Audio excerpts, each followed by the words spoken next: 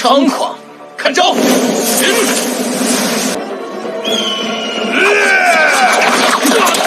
凤凰武魂。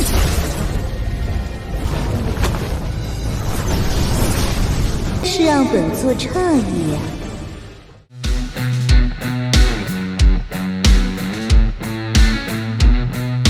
Halo guys, selamat datang kembali di channel Alur Cerita. Untuk kali ini, Mimin akan merangkum film anime Donghua dari film Lord of the Ancient Goldgrave untuk part yang ke-9. Mimin sarankan bagi kalian yang belum nonton video-video sebelumnya, kalian bisa langsung cek di deskripsi. Dan jangan lupa untuk menekan tombol like, subscribe, dan loncengnya agar kalian tidak ketinggalan video-video terbarunya. Oke, tanpa berlama-lama lagi, Mimin langsung masuk ke dalam alur ceritanya.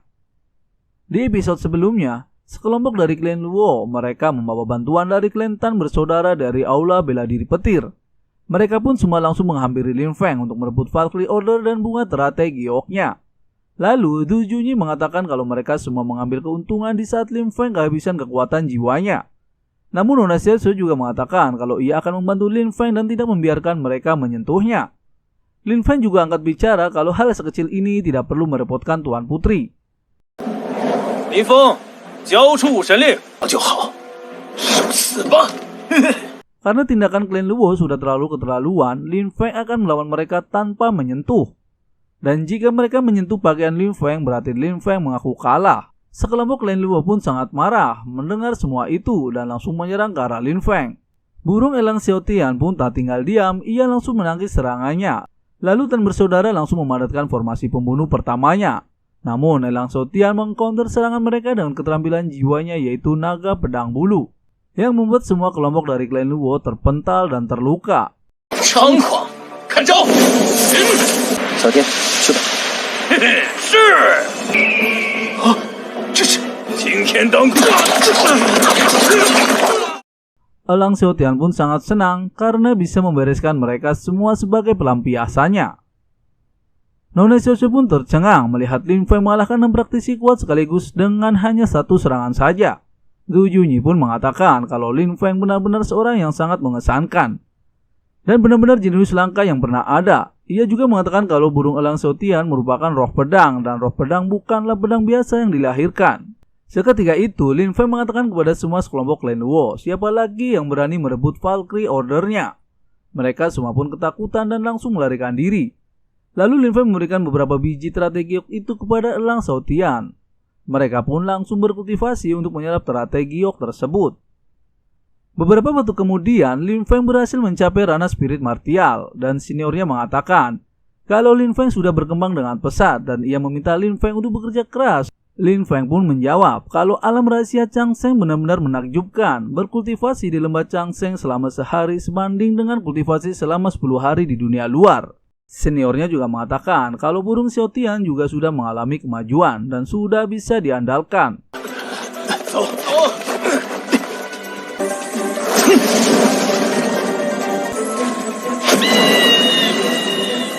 恭喜你达到领悟境界了。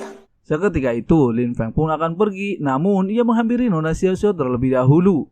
Dan Tuan Du Junyi pun berterima kasih kepada Lin Feng karena sudah menyelamatkan hidupnya. Lalu Lin Feng memberikan 2 biji teratai giok es kepada Du Junyi sebagai tanda terima kasihnya pada Putri Xiaoxiao karena telah membantunya. Du Junyi pun menerimanya dengan senang hati. Lalu Lin Feng mengatakan kepada mereka kalau Lin Feng akan pergi dan mencari air mata kehidupan untuk menyelamatkan adiknya yang sedang sakit. Du Junyi pun berterus terang kepada Lin Feng kalau ia dan adiknya juga sedang mencari air mata kehidupan untuk penyembuhan ibunya yang sedang sakit kritis. Lin Feng pun tak panjang lebar mengatakan kalau mereka bisa pergi bersama dengannya. Putri Xiaoxiao pun sangat senang. Mereka pun pergi untuk mencari air mata kehidupan bersama-sama. 在下要去寻找生命之水了，诸位呢？我母亲病危，生机将绝。便同我翻药山寻生命。 Beberapa waktu kemudian, mereka pun sudah sampai di depan lembah Shengming di mana air mata kehidupan ada di dalam lembah tersebut. Nona Xiaoxiao pun terkejut melihat tunangannya yang pengecut yaitu Xiaotianao sudah berada di depan gerbang lembah Shengming. Lalu Lin Feng mengatakan untuk jangan khawatir karena ia akan selalu melindunginya. Di saat bersamaan, Xiaotianao dan para pengawalnya sedang mencoba membuka gerbang Shengming yang penuh dengan segel larangan penghalang. Su Tian pun sangat terkejut melihat Lin Feng dan yang lainnya selamat dari serangan laba-laba giok surgawi itu. Lalu ia menghampiri Nona Xiao Xiao dan mengatakan kalau ia sebetulnya juga akan membantunya di saat diserang giok laba-laba tersebut. Namun mereka semua mengabaikan semua omong kosong Su Tianao.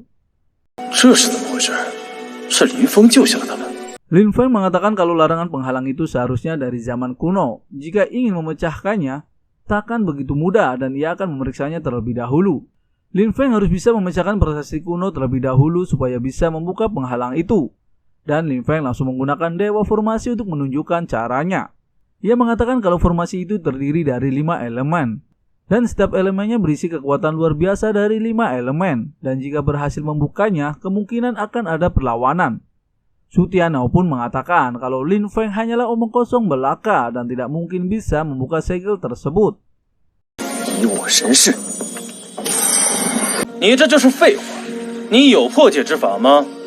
Lalu Lin Feng langsung menemukan cara untuk membuka segel larangan tersebut. Dan ia hanya dengan mengukir pola ke arena penghalang tersebut. Seketika itu, Su Tianao sangat ketakutan dan mengira Lin Feng akan membunuh semua orang. Namun, semua orang di sana sangat senang karena Lin Feng bisa membuka segel tersebut.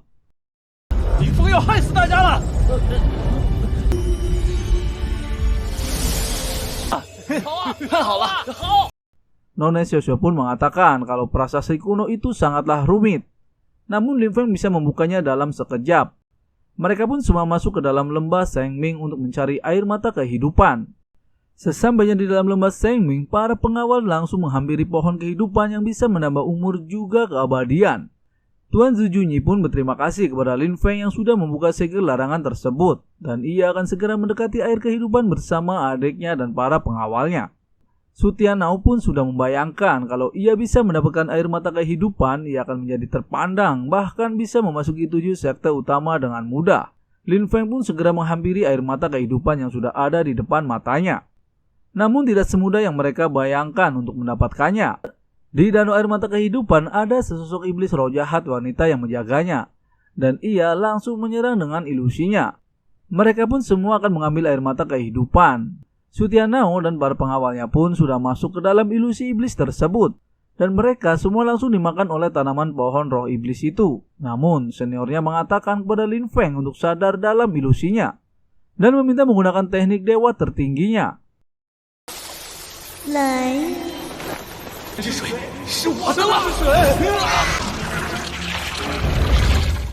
Seketika itu, Lin Feng pun langsung memadatkan niat pedang tertingginya dan langsung menyerang ke arah bunga roh iblis tersebut. Seniornya mengatakan kalau seseorang yang terjebak dalam ilusinya akan menjadi makanan mereka. Dan jika jatuh ke dalam mimpinya, berlahan-lahan akan sekarat. Jika ingin menyelamatkan mereka, Lin Feng harus menggunakan api poniknya. Lalu, Lin Feng pun langsung memadatkan martial spirit poniknya dan langsung menyerangnya.